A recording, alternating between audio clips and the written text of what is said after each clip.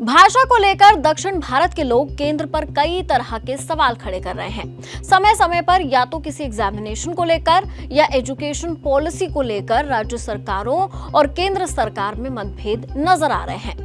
लेकिन अब राज्यपाल से तनातनी के बीच तमिलनाडु विधानसभा में मुख्यमंत्री एम.के. स्टालिन ने राज्य को स्वायत्त यानी कि ऑटोनोमस बनाने का प्रस्ताव पेश कर दिया है। लेकिन क्या राज्य सरकार ऐसा कर सकती है और किसी भी राज्य को स्वायत्तता यानी कि ऑटोनोमस बनाने का क्या मतलब है? चलिए बताते हैं विस्तार से।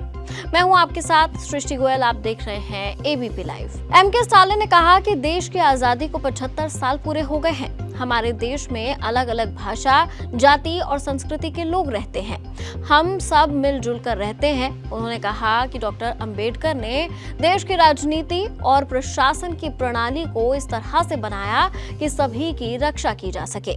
एम.के. स्टालिन ने कहा कि एक एक करके राज्यों के अधिकार को छीना जा रहा है। राज्य के लोग अपने मौलिक अधिकारों के लिए केंद्र सरकार से संघर्ष कर रहे हैं।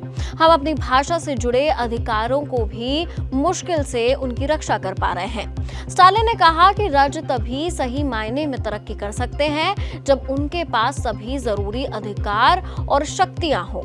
तमिलनाडु के मुख्यमंत्री एम.के. स्टालिन ने विधानसभा में कहा कि राज्य के अधिकारों की रक्षा और केंद्र राज्य के रिश्तों को बेहतर बनाने के लिए एक उच्च स्तरीय समिति बनाई गई है।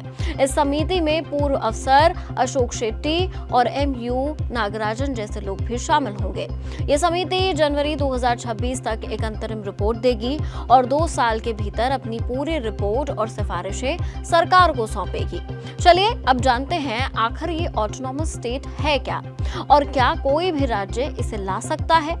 यहाँ स्टेट को स्वायत्त बनाने का मतलब है राज्य को अधिक अधिकार देना, जैसे कि राज्य अपने कानून बना सके, अपने नियम बनाकर लागू कर सके, अपनी पॉलिसीज बनाए और चाहे तो केंद्र के लगाए हुए नियमों को माने और नहीं तो किसी भी मुद्दे पर अपने हिसाब से निर्णय लेने का अधिकार हो। क्या भारत में किसी भी राज्य को इतनी पावर है? कोई भी राज्य सरकार ये सब निर्णय कर सकती है? जवाब है नहीं। कोई भी राज्य सरकार भारत में पूरी तरह से स्वायत्त नहीं ला सकती है। भारत एक संघीय प्रणाली है जिसमें सत्ता केंद्र और राज्यों के बीच विभाजित है, लेकिन केंद्र सरकार के पास कुछ मामलों में राज्यों पर अधिक अधिकार है। भारत में संविधान की 6ठी अनुसूची कुछ जनजातीय क्षेत्रों को स्वायत्त जिला परिषद के जरिए से अधिक स्वायत्त प्रदान करती है, लेकिन ये किसी भी राज्य के लिए नहीं है।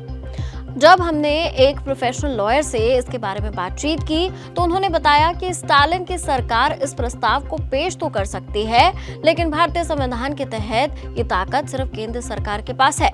स्टालिन शायद विधानसभा से प्रस्ताव पास करा ले, लेकिन बिना एलजी के साइन के वो अमान्य है और ऐसे में केंद्र सरकार तमिलनाडु पर राष्ट्रपति शासन भी लागू कर सकती है।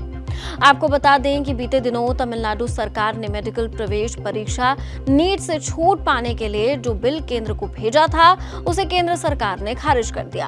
राज्य की डीएमके सरकार चाहती थी कि मेडिकल कॉलेजों में दाखिले 12वीं के अंकों के आधार पर हो, लेकिन केंद्र ने कहा कि ऐसा करना राष्ट्रीय स्वास्थ्य नीति के खिलाफ है।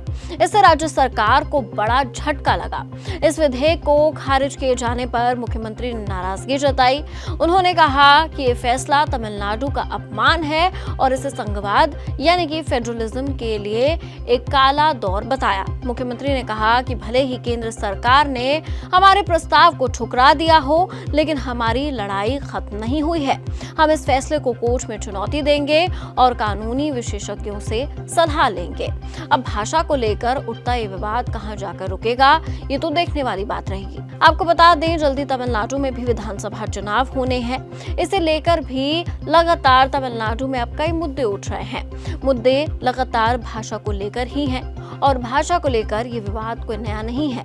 शुरुआत से लेकर कभी तमिलनाडु के नाम को लेकर तो कभी वहां पर लागू नीतियों को लेकर सवाल खड़े होते रहे हैं। खैर इस वीडियो में फिलहाल इतना ही। देखते रहिए एबीपी लाइव।